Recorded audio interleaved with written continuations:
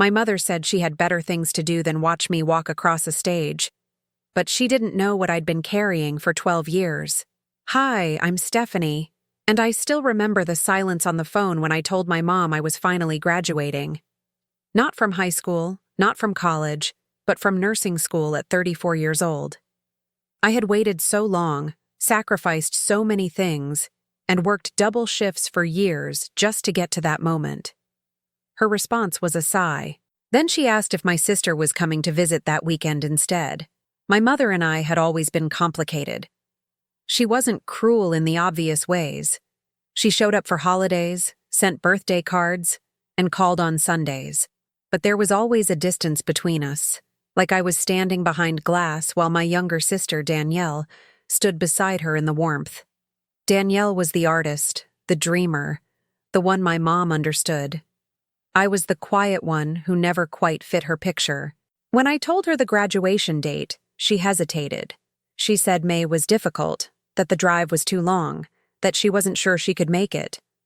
I asked her directly if she was coming. She said she'd try. In my family, "I'll try" always meant no. I felt the familiar sting in my chest, the one I had learned to swallow since I was a child who needed more than she received. I didn't beg. I never did. Instead, I threw myself into my final exams and clinical hours, telling myself I didn't need her there. My best friend, Clara, offered to come. My co-workers promised to cheer loudly. I had people who loved me, I reminded myself. But late at night, when the apartment was quiet, I wondered why my own mother couldn't find a single weekend for me. The week before graduation, my mom called to confirm she wasn't coming. Danielle had an art show the same day, she explained, and she couldn't miss it. She said Danielle needed her more. I didn't argue. I told her I understood, even though something cracked inside me. That night, I sat in my living room and pulled out a shoebox I had kept hidden in my closet for over a decade. Inside that box were letters, photographs, and hospital records. They belonged to my grandmother, my mother's mother, who had passed away when I was 22. She had been a nurse too, back when women had fewer choices and the work was even harder. I had found these after her funeral, tucked inside an old suitcase no one else wanted. They told a story my mother had never shared with me. My grandmother had written letters to my mother throughout her nursing career. In them, she talked about the long nights, the gratitude of patients, and the quiet pride of doing something meaningful. But she also wrote about regret. She regretted not spending more time with her daughter, not being present for the small moments. She asked my mother to forgive her someday. I don't think my mother ever fully did. I realized, holding those letters, that my mother's coldness toward me wasn't just about preference. It was about pain. She had grown up feeling second to a career, and when I chose nursing, she saw history repeating. She didn't reject me. She rejected the path she blamed for stealing her own mother.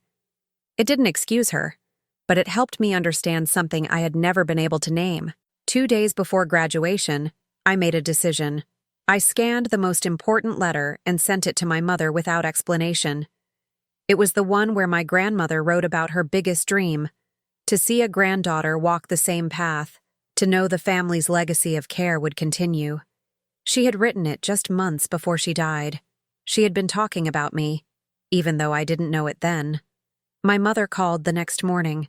Her voice sounded strange, like she had been crying. She asked me where I found the letter. I told her the truth. I had kept the box all these years, waiting for the right moment. I didn't know if the moment was right, but I was tired of waiting. I told her I wasn't asking her to come anymore. I was just asking her to see me. She was quiet for a long time. Then she asked me why I never told her I had those letters. I said I was scared. I was scared she would take them, or dismiss them, or turn away from me again. I told her I had spent my whole life trying to earn something she gave Danielle freely, and I didn't have the strength to risk one more rejection from her. She didn't respond right away. The next morning, I woke up to a text. It said she was booking a flight. She didn't apologize, not yet, but she said she needed to be there. She said her mother would have wanted her to be there. It wasn't the closure I imagined, but it was a door opening, just a crack. I told her I would save her a seat. I didn't say more than that. Graduation day arrived with sunshine and nervous energy. I wore my white dress and pinned my grandmother's nursing pin to my collar. I had found it in the bottom of the box years ago, tarnished but intact. I didn't know if my mother would notice it. I didn't know if she would even show up, but I felt my grandmother's presence in a way I couldn't explain. When I walked into the auditorium, I scanned the crowd without meaning to. Clara waved from the second row, grinning wide. I smiled back, but my eyes kept moving. Then I saw her. My mother, sitting near the aisle, clutching a tissue in her lap. She looked older than I remembered. She also looked like she had been crying again, and somehow that softened everything inside me. The ceremony felt like a dream. When they called my name, I walked across the stage with my heart pounding. I didn't trip. I didn't cry. I held my diploma like it was something sacred, because it was. I had worked 15 years in retail, saved every dollar, and changed my life at an age when most people stopped trying. I had done this for myself, but also for someone who never got to see it. Afterward, my mother found me outside the building. She looked at my collar, at the pin, and her face crumpled. She reached out and touched it gently, like it might disappear. She said she remembered it from her childhood. She said she used to play with it while her mother got dressed for work. I told her I wore it today because I wanted Grandma to be with us both. She hugged me for the first time in years.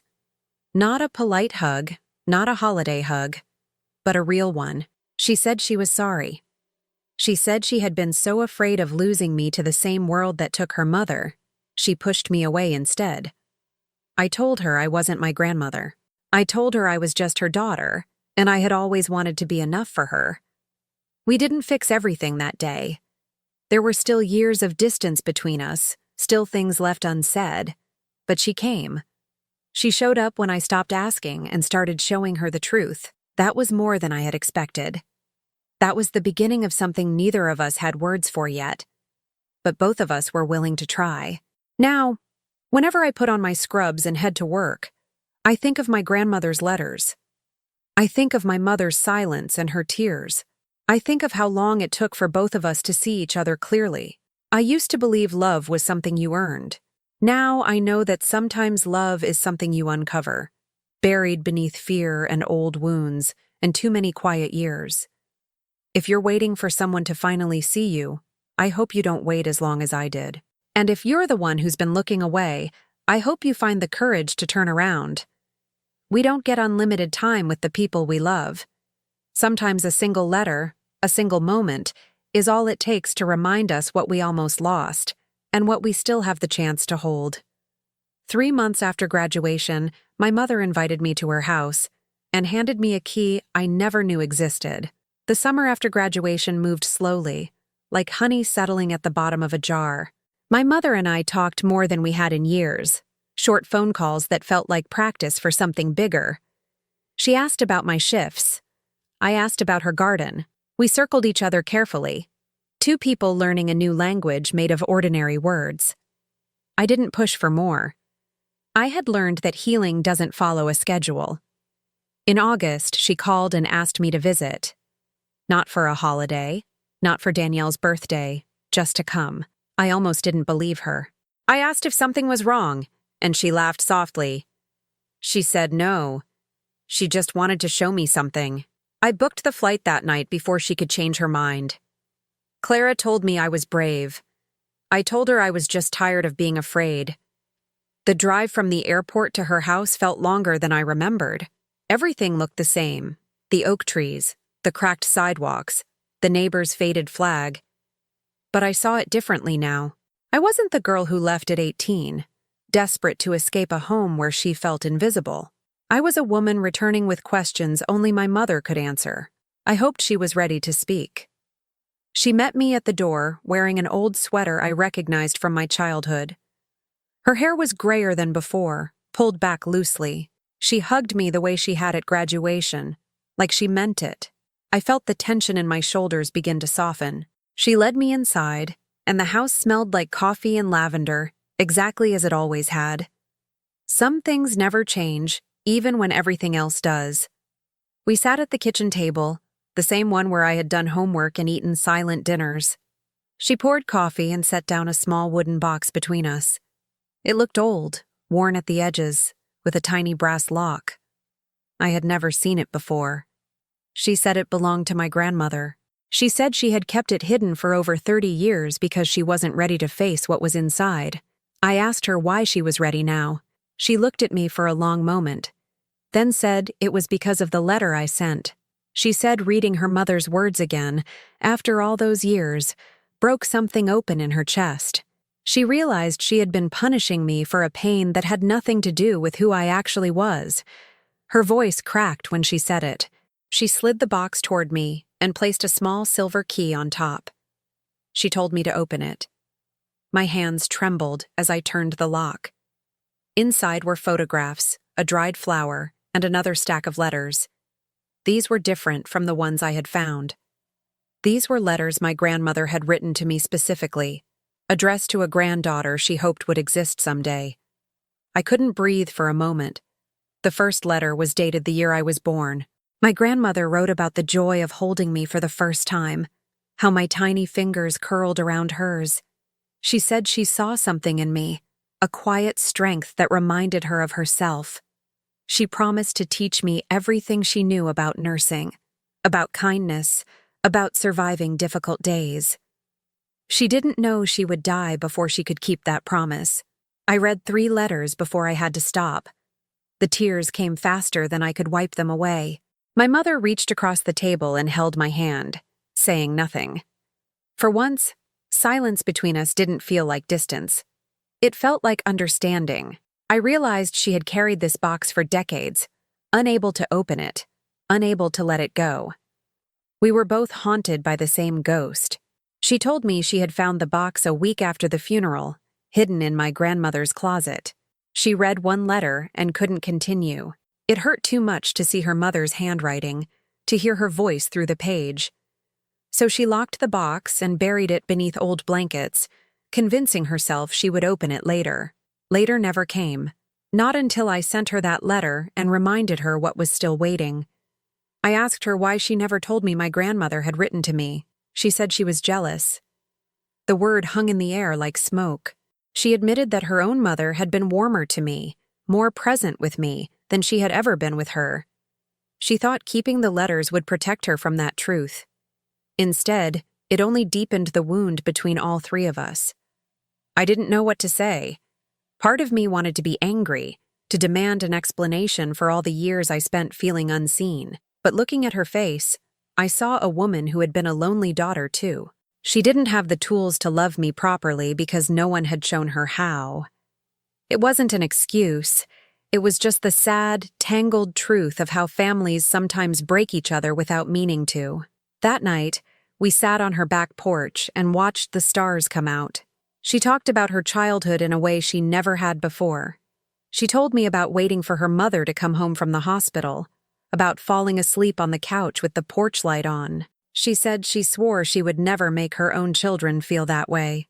Then she laughed bitterly and said she had done something even worse instead. I told her it wasn't too late. I told her I was still here, still willing to try. She looked at me with wet eyes and nodded slowly. She said she didn't deserve my forgiveness.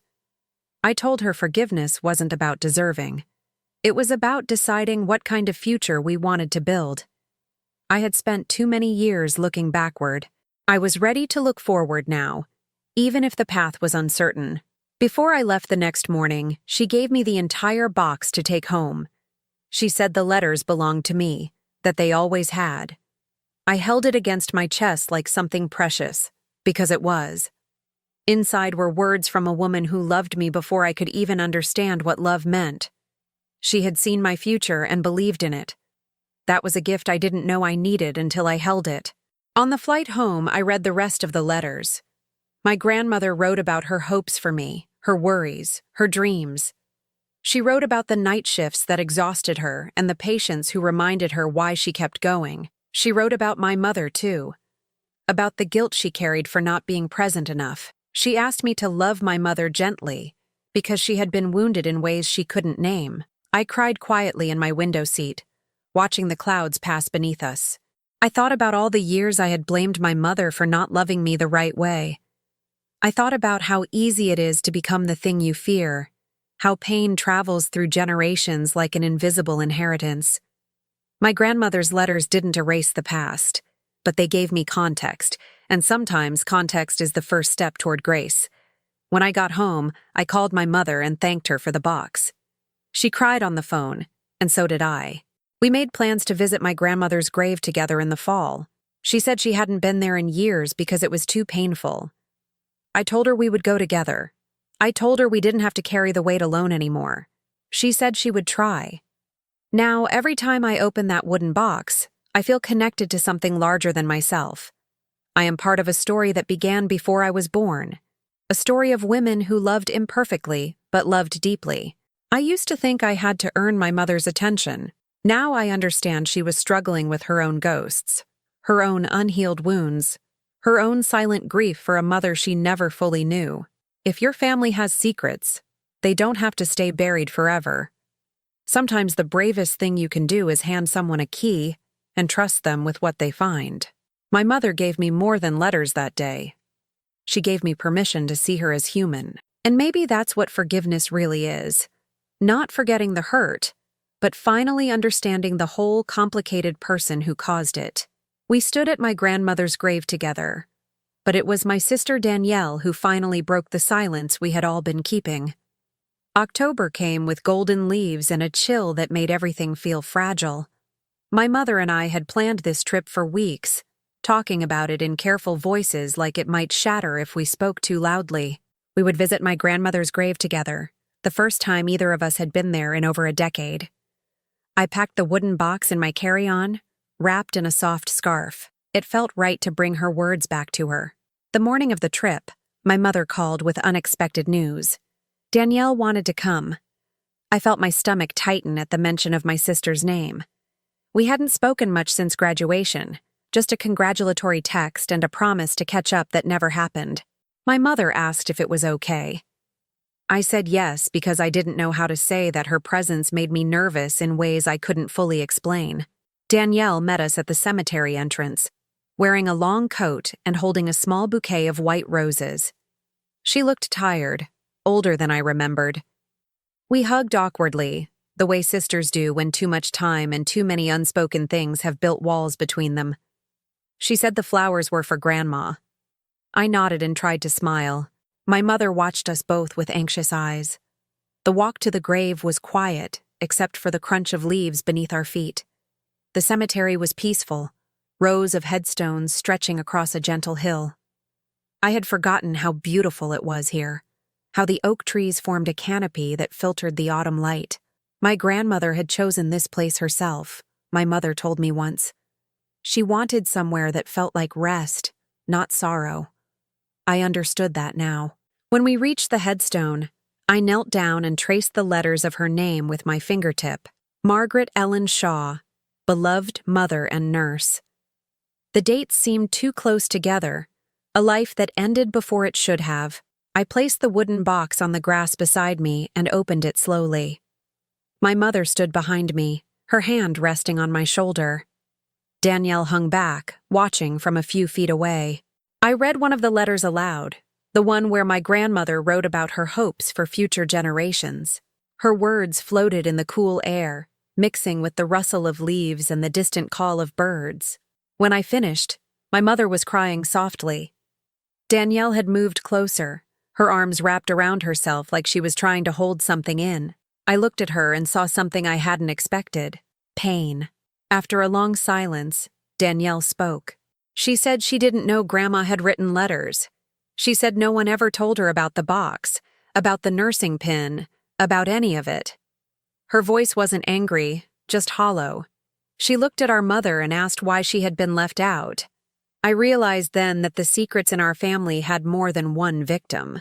I wasn't the only one who had been kept in the dark. My mother's face crumpled. She tried to explain that the letters were addressed to me specifically, that she hadn't meant to exclude anyone. But Danielle shook her head.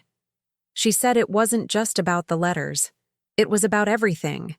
She said she had spent her whole life being the favorite. and she never understood why. She thought something was wrong with her for receiving love that seemed to skip over me entirely. I stared at my sister, completely unprepared for her confession. I had spent years envying her, resenting the easy affection she received from our mother. I never considered that being the favored child might carry its own burden. She said she always felt like she had to perform, to be perfect, to justify the attention she was given. She said she was exhausted from a role she never asked to play. My mother sat down on a nearby bench, looking suddenly small. She admitted she had made mistakes with both of us. She said she pushed me away because I reminded her of her own mother, and she clung to Danielle because Danielle reminded her of herself. She created a divide without meaning to, loving us both poorly in different ways. She said she was sorry. She said she didn't know how to fix what she had broken. Danielle sat beside her and took her hand.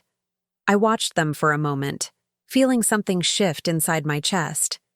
For years, I had seen them as a unit, a closed circle I couldn't enter. But now I saw two people who were just as lost as I was, stumbling through a family history none of us fully understood.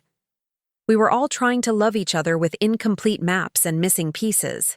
I joined them on the bench, the three of us sitting in a row like birds on a wire. No one spoke for a while. The wind picked up, scattering leaves across the path. I thought about my grandmother, about the letters she wrote hoping someone would read them someday. She wanted connection, understanding, forgiveness.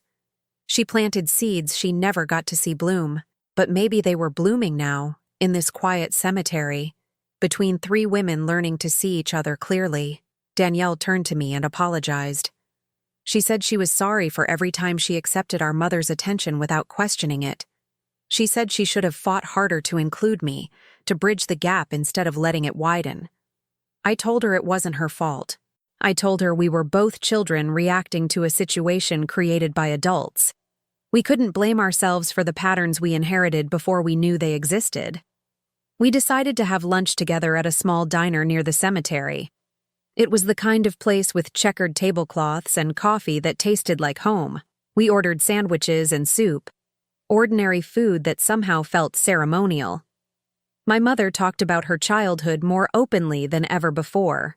She shared stories I had never heard, memories of my grandmother that painted a fuller picture of who she had been. Danielle asked to see the letters. I hesitated for just a second, then handed her the box. She read quietly, her eyes moving across the pages with an expression I couldn't quite name. When she finished, she looked up and said she wished she had known Grandma better.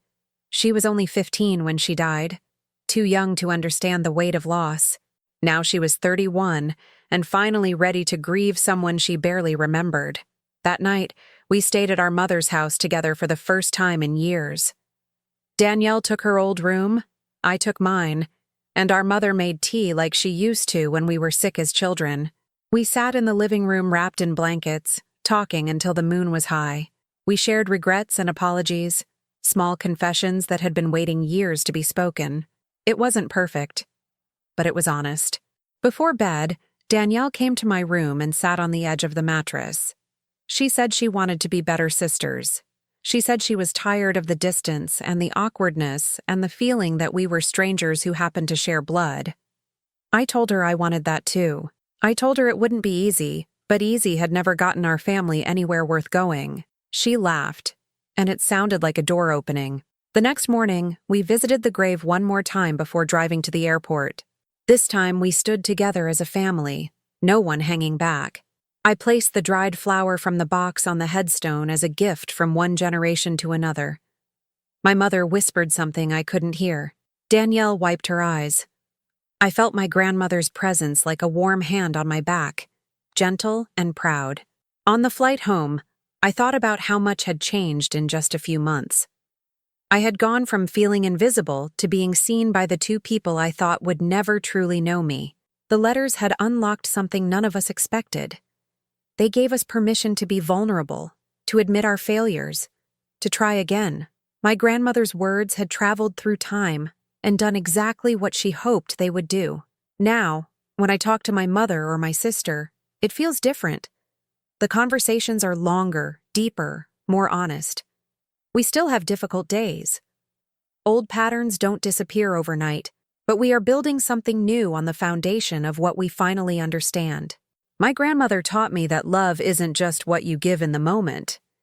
Sometimes it's what you leave behind, trusting the right person will find it when they need it most.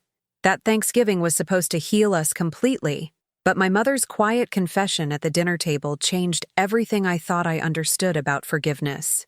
The months between October and November passed quickly, filled with phone calls and tentative plans. My mother suggested we spend Thanksgiving together at her house, the first time all three of us would share a holiday in nearly 8 years. Danielle agreed immediately. I hesitated for only a moment before saying yes. Part of me still expected something to go wrong. Old habits of self-protection don't vanish just because you want them to disappear. I drove instead of flying this time, needing the hours alone to prepare myself. The highway stretched ahead, gray and familiar, lined with trees that had already shed their leaves. I thought about all the Thanksgivings I had spent alone or with friends, pretending I didn't miss my family. I had built a life without them because it hurt less than wanting something I couldn't have. Now I was driving toward what I once ran from. When I arrived, Danielle's car was already in the driveway. I sat in my own car for a moment, watching the house through the windshield. The porch light was on, and I could see movement through the kitchen window. My mother and sister were already inside, probably cooking, probably laughing. I took a deep breath and reminded myself that I belonged there now. I had earned my place at this table through honesty, not perfection. Danielle greeted me at the door with a hug that felt natural for the first time. She said she had arrived early to help with the turkey, though she admitted she had burned the rolls already. We laughed together, and the sound surprised me. I wasn't used to easy moments with my sister. Our relationship had always been careful, measured, like walking on ice that might crack beneath us. But something had shifted since the cemetery visit. The house smelled like rosemary and butter, scents that pulled me backward into childhood memories. My mother emerged from the kitchen wearing an apron I remembered from decades ago, faded flowers on white cotton. She hugged me tightly and said she was glad I made it safely. Her warmth still felt unfamiliar, like a language I was slowly relearning. I wanted to trust it completely, but some part of me kept waiting for the distance to return. We cooked together for the first time I could remember. My mother assigned tasks gently, guiding us through her recipes without taking over. Danielle chopped vegetables while I mashed potatoes. We moved around the kitchen like dancers learning new choreography, bumping elbows and apologizing, adjusting to each other's rhythms. It was clumsy and imperfect. It was also the closest I had ever felt to belonging in this house. As the afternoon light faded, we set the table with my grandmother's china. My mother brought out the delicate plates carefully, explaining that she hadn't used them since my grandmother died. She said it felt right to use them now, to honor the woman who had brought us back together without even being here. I touched the edge of a plate and felt the strange weight of inherited objects, things that carry more meaning than they should. We sat down to eat as the sky turned purple outside the windows. The table looked beautiful, covered with food we had made together. My mother said grace, something she hadn't done in years. She thanked God for second chances and for daughters who were braver than she had ever been. Her voice trembled on the last words. I reached across the table and squeezed her hand. Danielle did the same from the other side. Halfway through dinner, my mother set down her fork and said she needed to tell us something. The mood shifted instantly, tension creeping into the warm room. I braced myself without knowing why. She looked at both of us and said she had been keeping another secret, one she should have shared years ago. She said it was about our father, the man who left when I was 7, and Danielle was barely 2. I had almost no memories of my father.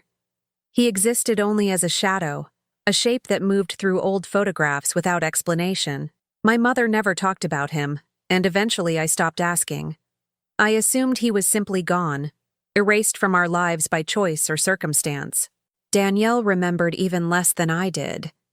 She once told me she wasn't sure if her memories were real or just stories she had constructed from nothing. My mother explained that our father hadn't simply abandoned us.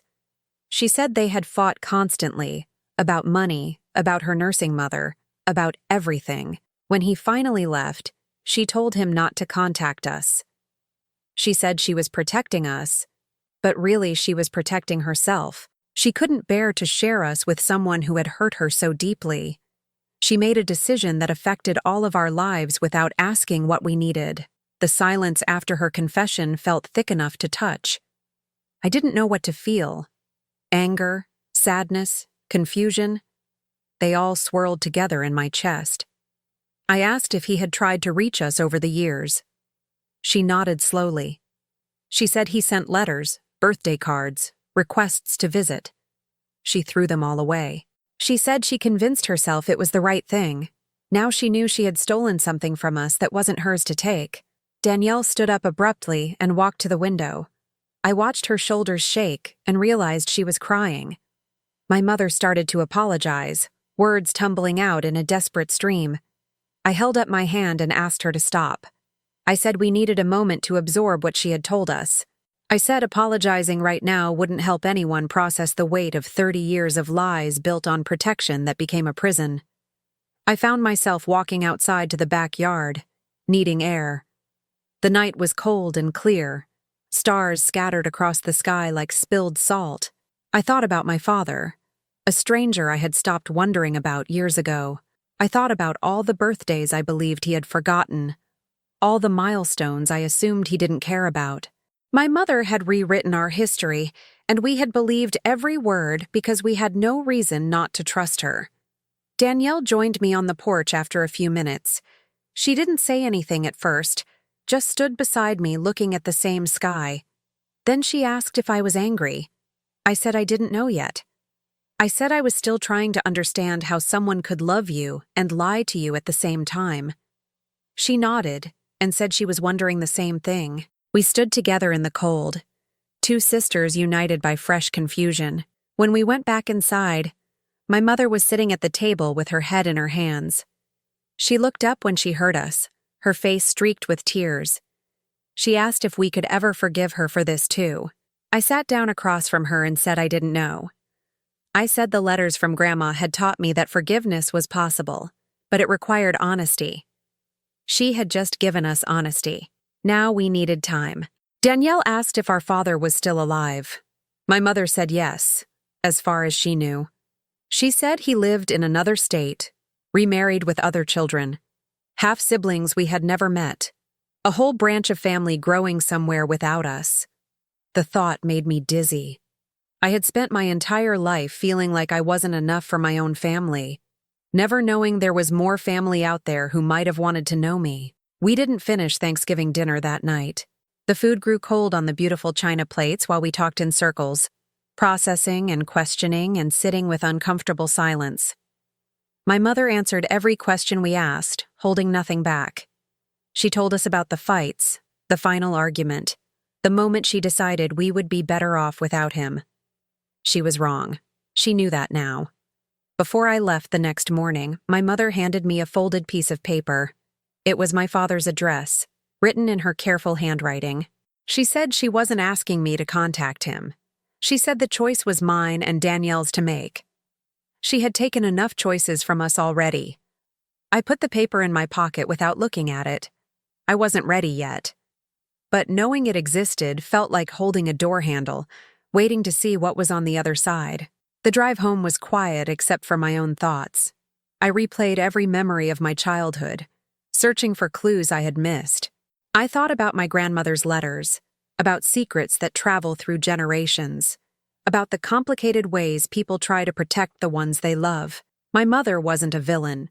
She was a wounded woman who made terrible choices from a place of pain. Understanding that didn't erase the hurt, but it made the hurt feel survivable. I held my father's address for 3 months before I finally wrote the letter, but it was his response that taught me the true meaning of family. Winter arrived with heavy snow and long nights that gave me too much time to think. The paper with my father's address sat on my nightstand, folded and refolded until the creases were soft as fabric. Some nights I picked it up and stared at the words, trying to imagine the man who lived at that address. Other nights I couldn't bear to look at it. Danielle called every few days to ask if I had decided anything. I always said not yet. My nursing shifts kept me grounded during those uncertain weeks. There is something clarifying about caring for others when your own life feels chaotic. I changed bandages, administered medications, and held hands with patients who were scared of what came next. My grandmother had written about this in her letters, how the work saved her on days when nothing else could. I understood her better now than I ever had before. In February, Danielle flew out to visit me for the first time. She had never seen my apartment, never walked through the life I had built so far away from our mother's house. I cleaned nervously for days, wanting everything to be perfect. When she arrived, she looked around and smiled. She said it felt like me, warm and quiet and full of books. I didn't realize how much I needed her approval until I felt the relief wash over me. We spent the weekend talking about our father. Danielle had done research online and found fragments of his life scattered across the internet. He owned a small hardware store. He coached youth baseball. He had 2 sons, teenagers now, who looked like him in photographs she showed me on her phone. I studied their faces for resemblances to my own. We shared a father, these strangers and I. The thought felt impossible and true at the same time. On her last night, Danielle asked if I wanted to write the letter together. I had been avoiding the task for months, paralyzed by uncertainty about what to say. How do you introduce yourself to someone who should already know you? How do you explain 30 years of absence that wasn't your choice? She sat beside me at the kitchen table with a notebook and a pen. She said we would figure it out word by word. The letter took us 4 hours to write. We started and stopped, crossed out sentences, argued gently about what to include. In the end, we kept it simple. We told him who we were. We told him we had recently learned the truth about why he disappeared from our lives. We said we weren't angry, just curious. We asked if he would be willing to talk. I signed my name first. Then Danielle added hers below mine. I mailed the letter on a Monday morning before I could change my mind. The envelope felt impossibly light for something carrying so much weight. I walked away from the mailbox with shaking hands and a heart that wouldn't slow down. Danielle texted me a few hours later, just a single heart emoji. She understood that words weren't necessary. We had done something brave together, and now all we could do was wait for whatever came next. 3 weeks passed without a response. I checked my mailbox obsessively at first, then forced myself to stop. I told myself he might not write back. I told myself the silence was an answer too, one I needed to accept. My mother called to ask how I was doing, her voice careful and worried. I told her I was fine. I didn't mention the letter. That felt like something that belonged only to Danielle and me for now. The response arrived on a Thursday in early March. I recognized nothing about the handwriting on the envelope, but I knew immediately what it was. I sat on my couch for 20 minutes before I could open it, just holding it and breathing. When I finally unfolded the paper inside, my father's words blurred through sudden tears. He said he had waited over 30 years for this letter. He said he never stopped hoping one of us would find him. He wrote 3 pages, front and back, filled with apologies and explanations and questions. He told us about the years he spent trying to reach us, the letters that went unanswered, the birthdays he celebrated alone with cakes we never tasted. He described the grief of losing children who were still alive somewhere, growing up without him. He said he eventually had to build a new life to survive. But he never forgot us. He never stopped being our father in his heart. I called Danielle immediately after reading the letter. We cried together over the phone, passing sentences back and forth, sharing the parts that hit us hardest. She read me the paragraph about our first steps, how he remembered teaching both of us to walk. I read her the part about our mother, how he still loved her despite everything, how he understood why she did what she did even though it broke him. There was no bitterness in his words, only sorrow and hope. He included his phone number and asked if we would consider calling him. Danielle and I decided to do it together on video so he could see both our faces. We scheduled it for a Saturday afternoon, giving ourselves a week to prepare. I don't think either of us slept well during those 7 days. I kept rehearsing what I would say, how I would introduce myself to my own father. The absurdity of it never stopped feeling surreal. The call lasted 2 hours. Our father's face appeared on the screen, older than any photograph I had seen, with gray hair and deep lines around his eyes. He started crying the moment he saw us. He said we looked just like he imagined, just like our mother when she was young. I didn't know what to say at first, so I just looked at him, memorizing features I should have known my whole life. Danielle was braver. She asked him to tell us everything. He told us stories from before he left, memories we were too young to remember. He described the house we lived in, the neighborhood, the way I used to follow him around the garden asking questions about every flower. He remembered Danielle's first word, her favorite stuffed animal, the song he sang to help her sleep. He had carried these details for decades, treasures from a life that was stolen from all of us by grief and stubbornness and fear. By the end of the call, we had made plans to meet in person. He offered to fly anywhere we wanted, whenever we were ready. We chose a neutral location, a city halfway between his home and mine, sometime in the spring. Danielle and I would go together. I told him I needed time before introducing him to our mother, and he said he understood completely. He said he would wait as long as necessary. He had already waited 30 years. I told my mother about the call the following week.